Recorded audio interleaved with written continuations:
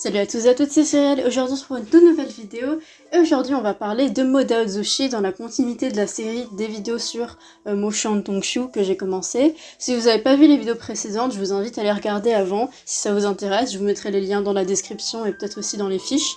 Aujourd'hui je m'attaque vraiment à l'un de mes livres préférés, voire mon préféré qu'elle a pu faire.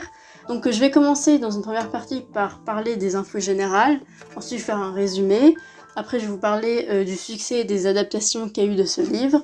Je vais faire un petit passage sur mes personnages un peu favoris pour un peu vous raconter les personnages qu'il y a dedans, pour bien vous faire découvrir si vous ne connaissez pas encore.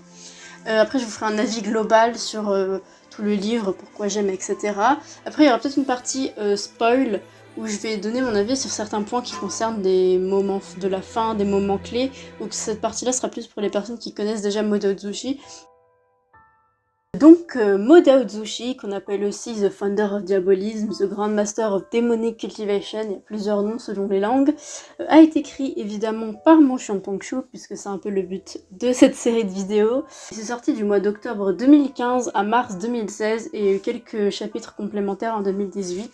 Donc en tout, il y a 113 chapitres, plus quelques chapitres extra. Vu que c'est un Damnai Wangsha chinois, les genres c'est aventure, fantasy, mystère, romance, et on retrouve plusieurs thèmes comme tout ce qui est surnaturel, mais aussi de l'amitié, l'amour, l'apprentissage, des arts martiaux, les démons, il y a le côté enquête, la mort qui est un thème plutôt important dans l'histoire, tout comme la réincarnation, aussi les pouvoirs spirituels et l'homosexualité puisque c'est un Damnai. L'histoire commence par l'annonce de la mort du patriarche Ling qui semble réjouir tout le monde car cet homme était vu comme le mal puisqu'il a emprunté la voie des pouvoirs interdits et a provoqué des drames. Tous les clans principaux du monde de la cultivation s'étaient alliés pour l'assassiner et récupérer une amulette maléfique qu'il avait fabriquée et qui possédait des capacités démoniaques telles que contrôler les morts. Plusieurs années après sa mort, le patriarche Yiling, c'est ça qui s'appelle Wei Wuxian, se réveille dans le corps d'un jeune homme, Mo Xuanyu, qui a sacrifié sa vie et son âme en invoquant le patriarche Yiling dans son propre corps. Mo Xuanyu a utilisé cette technique interdite pour que Wei Wuxian accomplisse ses vengeances à sa place, et tant que Wei Wuxian n'aura pas vengé Mo Xuanyu, il ne sera pas libre de son destin. Il se retrouve assez vite mêlé aux événements, aux personnes et aux mystères de sa vie avant sa mort, ce qui rend sa quête bien complexe. Après être retombé sur Lanwaji, son rival, ami et ennemi du passé, le scénario nous replonge dans la vie de Wei Wuxian depuis l'enfance, où on comprend peu à peu les pièces du puzzle, tout en alternant avec les péripéties du présent de sa nouvelle vie, où il se retrouve constamment avec Lanwaji, qui semble cacher bien des choses. Je pense que c'est intéressant, avant de parler du succès, de parler un peu de l'origine de cette histoire, parce que je trouve qu'elles sont assez intéressantes. Il se trouve que l'auteur, Moshan Tongshu, était vraiment stressée à cause d'une thèse qu'elle devait rendre, c'était pendant qu'elle était à l'université. Elle a décidé alors de sortir dehors la nuit, dans la forêt, en écoutant de la musique, et elle s'est mise du coup à s'imaginer la figure, un peu un personnage, habillé d'une longue robe noire, qui venait vers elle, et qui avait une expression pâle sur le visage, qui avait du sang sur lui, et qui jouait avec un objet comme une sorte de flûte ou un arc dans les mains.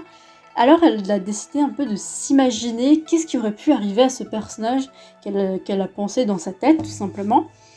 Et c'est un peu près de là qu'est venue, c'est à partir de là qu'est venue l'histoire de Moda Ozushi, tout simplement, parce qu'à la base de ce personnage, elle a pensé à l'histoire. Elle a même raconté qu'elle a d'abord écrit tous ces personnages avant d'écrire le scénario en lui-même. Et elle a même raconté du coup dans une interview en 2023 que c'est une histoire qu'elle avait écrite pour un peu pour assouvir certains peut-être désirs cachés de sa vie, comme résoudre des mystères, trouver l'amour et survivre, la survie en elle-même. Le fait qu'à partir de cette idée, c'est devenu c'était vraiment devenu célèbre, ça s'est répandu dans le monde entier, puisque je vous en parle aujourd'hui alors que je suis française et que ça vient de Chine. Il y a une version du coup imprimée en physique dans l'édition anglaise Seven Seas. Il y a les 5 tomes qui sont déjà sortis actuellement, qu'on peut se procurer où on veut sur internet, mais maintenant en plus il y aura même une version française éditée chez Bookmark, et pour l'instant il y a 2 tomes, je sais pas si le 3e est sorti, tout sortira en français, mais je sais pas combien il y en aura en tout. Il y a une version animée de 2018 à 2021, 35 épisodes d'une vingtaine de minutes, divisés en 3 saisons, qui adaptent l'entièreté de l'œuvre, mais avec quand même une certaine une censure claire de plusieurs chapitres ce qui donne une modification au niveau de la romance. Il y a eu aussi un manhwa, donc un webcomics, qui est sorti de 2017 à 2022, en 259 chapitres, avec ou sans des extras, je ne sais plus, qui sont illustrés par Mao Tuan Chao Jiang Jiang. Ça adapte tout, c'est moins censuré que l'animé, mais il y a quand même certains passages qui sont uniquement disponibles sur les réseaux de l'illustratrice, qui sont donc pas sortis officiellement. Encore plus célèbre, il y a eu un live action en 2019, c'est donc un drama inspiré du livre. Le drama s'appelle The Untamed. C'était même disponible sur Netflix en France à un moment donné, pour vous raconter un peu le taux de succès que ça a pu avoir. C'était beaucoup plus long que l'animé, c'est parce qu'il y a 50 épisodes de 40 minutes. Et en fait, c'est parce qu'ils sont pris la liberté d'ajouter des passages, de détailler certains passages qui n'existent même pas dans le livre, en fait. Ils sont allés plus loin que le livre. Par contre, il y a aussi des passages du livre qui ont été retirés, comme dans l'animé, pour censurer ce qui concerne la romance. Une version chibi qui est sortie en 30 épisodes de 5 minutes, c'est un peu parodique de l'animé. Je ne l'ai pas vu non plus, pourtant c'est disponible en français. J'ai beau être fan, il y a quand même certaines adaptations que j'ai pas encore regardées. Il y a aussi un jeu mobile en cours de développement, c'est pas sorti, mais il y aura un jeu mobile. Et j'ai aussi trouvé quelques événements un petit peu drôles que je pouvais mettre dans cette vidéo parce que c'est un peu anecdotique, mais je trouve que ça montre bien le succès que ça a pu avoir. C'est qu'ils ont fait une collaboration avec un café à Shanghai, l'anime Modozushi, le Happyzo Coffee. Pendant 4 mois, le thème du café, c'était Modozushi. Du coup, il y avait plein de décors, il y avait un menu adapté, etc. Je trouve ça plutôt drôle. Maintenant, j'aimerais un peu parler des personnages parce que, vu que c'est ce qu'elle a écrit en premier, c'est clairement ce qui ressort beaucoup dans son histoire. C'est comme les personnages sont bien écrits et comme on les aime fort. Par contre, il y a énormément de personnages, donc je vais évidemment pas vous en parler de beaucoup. Je vais juste vraiment parler des personnages principaux, qui sont aussi mes personnages favoris. On va commencer par Wei Wuxian, parce que c'est le protagoniste de l'histoire, et que je pense que c'est l'un de mes protagonistes de toute œuvre confondue préférés. Il est trop cool. Il a ce côté un peu extravagant, qui sort toujours du lot, qui se fait toujours remarquer, qui est très indiscipliné, qui respecte aucune règle, qui fait n'importe quoi, qui se fait tout le temps punir, mais qui a beaucoup de culot. Et malgré son côté assez cancre, il est très intelligent quand il s'agit de choses sérieuses, il réfléchit vraiment autrement en fait, il est juste un peu comme un sort de savant fou, mais en même temps il est très jeune, donc il a ce côté un peu... il fait pas vraiment attention aux autres, etc. et aux choses qui pourraient être dangereuses. Il a beaucoup confiance en lui. Il a aussi un côté très drôle. Franchement, c'est un personnage qui aime bien taquiner les autres, qui aime bien faire des conneries, comme j'ai dit avant. Mais malgré son côté un peu idiot, il garde son côté protagoniste impressionnant, son côté... le fort développement qu'il a au cours de l'histoire qui change, on comprend en fait ses plusieurs facettes, ses facettes plus sombres de sa personne aussi, à quel point il peut être puissant, ce qui donne un peu son rang de anti-héros, parce que oui, c'est pas un vrai héros tout gentil, tout lumineux, il a ses côtés très sombres, ça lui donne un côté un peu plus démoniaque, mais bizarrement un côté plus humain aussi, puisqu'il y a ses défauts. Sauf qu'il garde quand même un fort sens de la justice, et c'est toujours ça qui le conduit, et c'est pour ça que je trouve que c'est vraiment un bon personnage, parce qu'il lui arrive beaucoup de merde, on l'accuse de beaucoup de choses, et ça fait un peu pitié, puisque même s'il fait les choses mal, il a toujours un fort sens de la justice, et il est toujours très... il se comporte toujours bien avec les personnes qui sont bien avec lui, avec son entourage. Il est juste un peu trop innovateur, un peu trop à l'avance par rapport aux autres, et il est de ce fait très incompris des autres. Et c'est pour ça qu'on aime bien aussi le voir interagir avec Lang Wangji, où il a un côté beaucoup plus cool, beaucoup plus taquin, plus doux, presque enfantin, mais pas que. Enfin, ça lui donne beaucoup de facettes différentes finalement, et c'est ce qui est intéressant avec ce personnage, c'est qu'il est absolument pas unilatéral, c'est pas un personnage linéaire, c'est ça que je voulais dire. Ensuite, du coup, forcément, je vais vous parler de Lang Wangji. Ce que j'aime bien avec ce personnage, c'est qu'il a plusieurs facettes aussi, et qu'il se complète bien avec Wei Wuxian, ce qui crée vraiment un bon duo. Et a priori, c'est censé être vraiment l'inverse de Wei Wuxian, qui devrait toujours être un désaccord, parce que c'est quelqu'un de strict, de froid, qui parle peu, qui est très souvent outré, embarrassé des actes de Wei Wuxian notamment. Mais ça ne le rend pas timide pour autant, c'est pas du tout quelqu'un qui se laisse faire, il a ce côté un peu autoritaire, les gens ils ont un peu peur de lui, tout le monde le respecte, il est puissant, etc. Mais ça reste une apparence, enfin il est vraiment comme ça, mais derrière son apparence on sait qu'il peut être plus doux, plus sensible, et notamment quand on pense à l'attachement qu'il a pour les autres, et notamment Wei Wuxian en particulier. C'est vraiment le bon élève du clan, contrairement à Wei Wuxian qui est un cancre, mais il n'hésite pas à transgresser certaines règles pour suivre ses propres valeurs. Il a un grand sens de la justice comme Wei Wuxian, et il va au-delà du jugement des autres, il a son propre jugement, c'est pas un suiveur, donc ce qui le rend vraiment plus intéressant. Et ça veut pas forcément dire qu'il est d'accord avec tous les mauvais actes de Wei Wuxian ou de son frère, etc.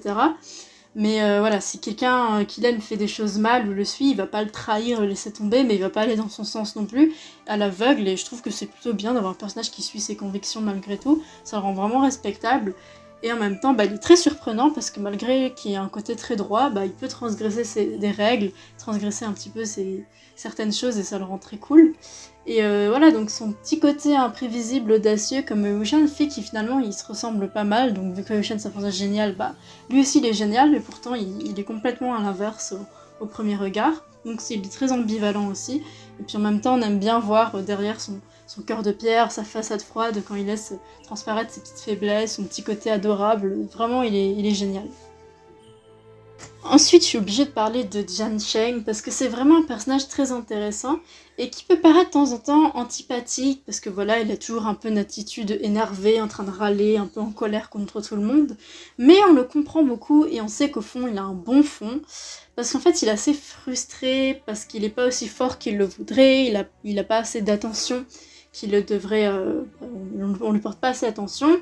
Mais on sait que c'est parce qu'il a aussi beaucoup de pression, parce que c'est le fils héritier d'une grande secte, il doit être le chef plus tard, et il a une trop grande responsabilité, parce qu'au fond, il est jeune, et lui aussi, il aime bien s'amuser, il aime bien ses proches, par exemple, il aime bien suivre un petit peu les écarts de Wei Wuxian, qui est son frère d'adoption, son demi-frère. On sait que lui aussi, il aime bien juste s'amuser, mais il doit du coup rester fort à cause de son statut, et toujours un peu rester froid pour pas trop... pour paraître le plus fort possible, mais aussi au fond que c'est juste quelqu'un qui tient beaucoup à sa famille, même s'il le montre pas forcément. Et du coup, ça lui donne une attitude assez drôle sans le vouloir, parce que il est toujours en train de soupirer, lever les yeux au ciel, rabourer les autres, et c'est plutôt comique. Par contre, c'est pas un personnage parfait, parfois il peut décevoir, mais je finis toujours par le pardonner personnellement, parce que franchement j'ai beaucoup de compassion pour lui, c'est vraiment un personnage qu'on peut relate, et il peut aussi rendre un peu triste, et moi personnellement il m'a beaucoup touchée. Faut aussi que je parle de Lan Zhishen, qui est le grand frère de Lang Wangji. C'est vraiment un personnage adorable parce qu'il comprend vraiment son petit frère, il est toujours de son camp là, et du coup il est un peu plus juste avec Wei Wuxian aussi, parce que il part du principe que si son petit frère est de son côté, lui aussi doit un petit peu être de son côté. Et voilà, lui aussi il est un peu différent de la masse, et c'est quelqu'un qui a beaucoup de valeur, qui a vraiment confiance aux gens qu'il aime, et il a vraiment ce côté un petit peu réconfortant, et c'est vraiment un personnage que j'apprécie beaucoup. Maintenant, on va passer à mon avis global sur toute l'œuvre. Je vais pas parler 1000 ans, c'est une masterclass. C'est vraiment une œuvre que j'ai pu regarder plein de fois sans vraiment m'ennuyer du tout. Parce que l'histoire est très complexe, il y a plein de petits détails, on peut faire attention à chaque personnage. J'aime bien le côté un peu casse-tête où on comprend pas tout et on découvre un petit peu au fur et à mesure. Et rien n'est évident, c'est ça qui est bien fait. Et j'aime bien aussi les retours dans le passé où on va détailler un petit peu les backstories de chacun qui sont plutôt importantes parce qu'aucune backstory est inutile, tout a un lien avec quelque chose d'autre et à chaque fois on le découvre et c'est toujours surprenant. Et l'écriture en elle-même est vraiment bien faite tout simplement. Les dialogues peuvent être très drôles, il y a vraiment des citations un peu mémorables qui sont vraiment bien, c'est bien écrit, c'est beau tout simplement. L'aspect épique, dramatique et tragique sont aussi très bien réalisé puisque j'ai réussi à même pleurer en fait tout simplement, donc plusieurs fois même, donc ça prend vraiment par les sentiments, ça laisse pas indifférent, et en même temps il y a un aspect léger, drôle qui fait qu'on n'est pas tout le temps dans le sérieux, j'aime beaucoup ça. Même l'aspect romantique qu'elle a inclus est bien fait, il y a un petit jeu comme ça qui se crée, qui est discret, qui prend pas toute place mais en même temps qui vraiment a une bonne place dans l'histoire. Ça crée une bonne dynamique et ça pimente un peu le tout et ça bouscule un peu le scénario. Moi j'aime beaucoup. Le type d'univers fantasy avec les mécaniques fantastiques, toutes les organisations des clans, le côté un peu historique fictif de la Chine ancienne, moi Je trouve ça vraiment très stylé, j'aime bien l'univers en fait. Ça crée un bon voyage si je puis dire, c'est vraiment très cool. Mais en même temps, l'histoire n'est pas vide de sens du tout. Il y a des messages un peu politiques, sociaux, psychologiques. On s'intéresse un peu aux problèmes des organisations de pouvoir, les problèmes familiaux qui se transforment en complot, en stratégie, en guerre, où il y a cette idée de juste chercher le pouvoir et à quel point ça peut être toxique, la recherche d'ennemis publics, les problèmes que ça crée, la haine d'un peuple, les injustices. Donc voilà, il n'y a pas rien derrière ce qu'elle a écrit. Par contre, si je devais vraiment donner un défaut, c'est le manque de clarté par rapport à la chronologie des événements, parce qu'il y a beaucoup de sauts temporels, et on comprend plus vraiment qui est qui, surtout qu'il y a des personnages qui sont le personnage principal qui se réincarne, donc parfois on a du mal à comprendre qu'est-ce qui se passe, et puis il y a énormément de personnages, ça peut être une bonne chose, mais parfois on sait plus qui est qui, surtout que dans les histoires de Qian Qian, comme ça, ils ont plein de titres différents, donc il faut retenir tous les prénoms et tous les différents titres, et c'est très compliqué, même les relations et tous les trucs qui s'est passé, enfin, c'est pas facile à suivre, et parfois ça peut être un petit peu chiant, pour être honnête, et je connais une personne qui a pas réussi à lire, enfin à regarder l'animé parce que justement elle comprenait pas assez, et même moi du coup j'ai parfois, sans revoyant dans d'autres versions, dans d'autres adaptations, que j'ai pu comprendre certains événements qui n'étaient pas forcément très clairs pour moi.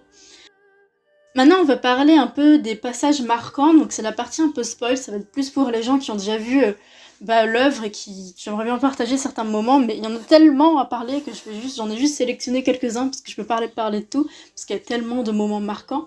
Donc déjà, il y a un moment, genre vers la fin, qui m'a beaucoup marqué, c'est le moment où, Lan Jin-shen, il est en train de comprendre que Jin Guanyu, c'est un peu le traître et que c'est lui qui a organisé autant de mauvaises choses, où il comprend que son ami auquel il faisait tant confiance, en fait, est pas une bonne personne.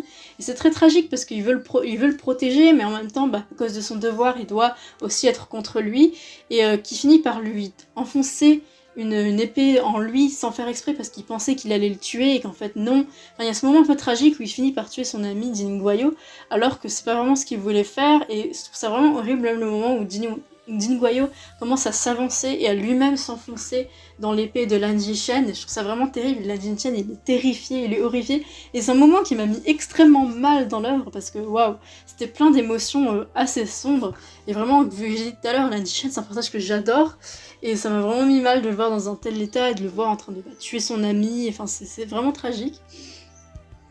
Il y a un moment aussi qui m'a absolument détruit, qui est plutôt dans l'œuvre, c'est le moment où du coup le clan Wen attaque le clan de Jiancheng, donc le clan des Lotus, et que du coup la mère décide de jeter Jiancheng et Wei Wuxian dans un bateau, et qui les balance comme ça, et qu'elle décide donc de se sacrifier pour se battre jusqu'au bout, et pour les sauver. Et je trouve ça vraiment horrible, ce moment où du coup les jeunes ils veulent absolument revenir dans le temple pour aller aider leurs parents, mais qui peuvent pas, et que du coup la mère décide vraiment de les laisser de se battre seuls et de le faire elle-même. Donc c'était vraiment un beau moment, mais un moment très triste aussi qui m'a pas mal marqué.